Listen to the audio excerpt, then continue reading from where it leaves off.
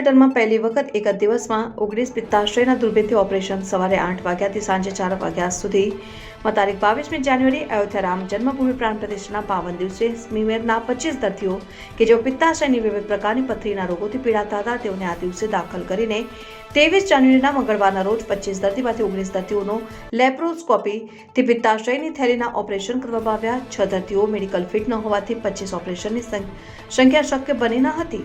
આ સંખ્યા આજ દિન સુધીમાં સ્મીમેરમાં એક જ પ્રકારના રોગના દર્દીઓના એક જ પ્રકારના ઓપરેશનની મહત્તમ સંખ્યા હોઈ શકે.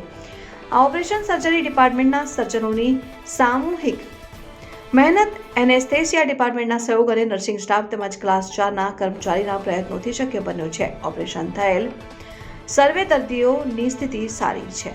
આ કાર્ય માટે સર્જરી ડિપાર્ટમેન્ટના સર્જનો અને તેમની ટીમની આગેવાની doctor Haresh Chauhan, professor of surgery અને anaesthesia doctor Malti Pandya, professor મેડમે કરી હતી અને ભવિષ્યમાં સમાજ માટે આવા પ્રકારના ગ્રાન્ડ ઓપરેટિવ સેશન સ્મીમેર ખાતે ચાલુ રહે તેવા પ્રયત્નો સ્મીમેર હોસ્પિટલ ખાતે અવારનવાર રહેશે.